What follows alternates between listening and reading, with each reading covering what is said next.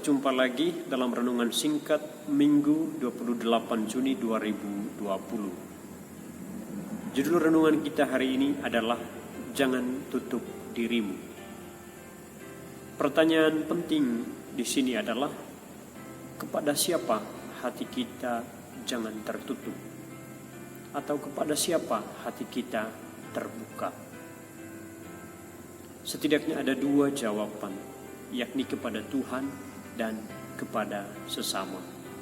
Dan dua jawaban inilah yang menjadi permenungan kita pada saat ini. Yang pertama, jangan tutup diri terhadap Tuhan atau kepada Tuhan. Rasul Paulus dalam bacaan kedua mengingatkan kita semua bahwa Yesus Kristus telah mati, telah wafat dan bangkit untuk menyelamatkan kita. Ia menegaskan, kamu telah mati bagi dosa, tetapi kamu hidup bagi Allah dalam Kristus Yesus. Apa yang diwartakan Paulus ini secara tegas menunjukkan bahwa kehidupan kita telah dipulihkan melalui Yesus Kristus. Oleh sebab itu, umat beriman hendaknya hidup seturut anugerah istimewa itu, yakni hidup sebagai orang-orang yang telah diselamatkan. Yesus sendiri menegaskan hal itu dengan meminta kita untuk berani mencabut diri dari segala kelekatan terhadap harta dunia, terhadap keluarga, dan bahkan terhadap diri kita sendiri dengan tujuan agar bisa menjadi berkat bagi sesama. Dalam hal ini, bagian kedua dari permenungan ini, yakni jangan tutup diri terhadap sesama, tidak lain adalah perjuangan menjadi berkat bagi yang lain. Sikap dan perjuangan ini dapat kita temukan dalam diri keluarga kaya raya di kota Sunem. Mereka memiliki sikap hati yang amat terbuka terhadap Elisa, sang abdi Allah. Mereka memberinya makan dan minum, bahkan menyediakan ruangan khusus untuk dia di rumah mereka. Dan sebagai balasannya, mereka dikaruniai seorang anak.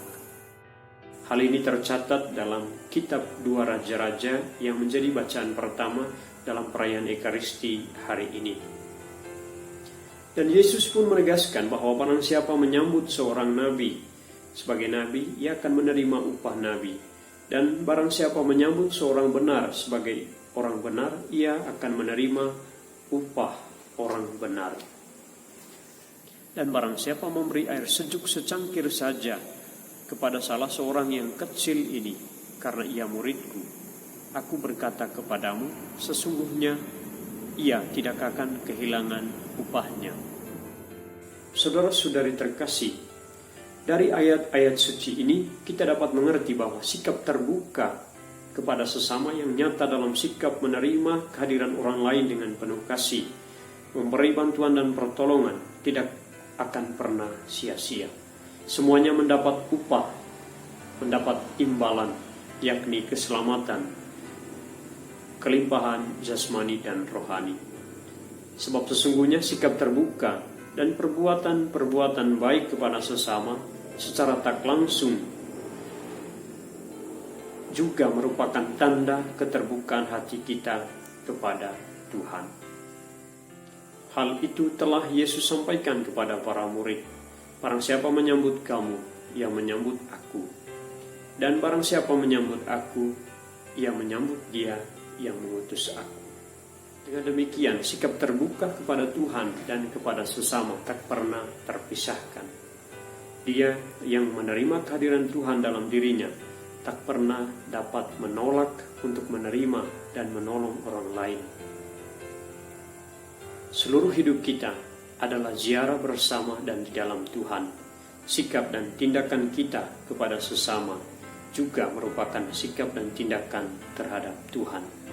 Karena itu, yang diminta oleh Tuhan adalah untuk bisa meneladani keluarga kaya di kota Sunem yang terbuka terhadap Allah yang hadir melalui sang abdi Allah, yakni Elisa.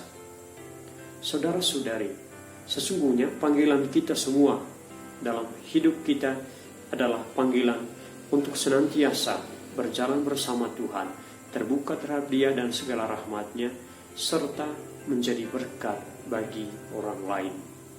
Namun tantangan terbesar dari panggilan ini adalah kecenderungan untuk mengandalkan diri sendiri, melekat pada apa yang kita miliki, dan sikap tidak peduli kepada yang lain.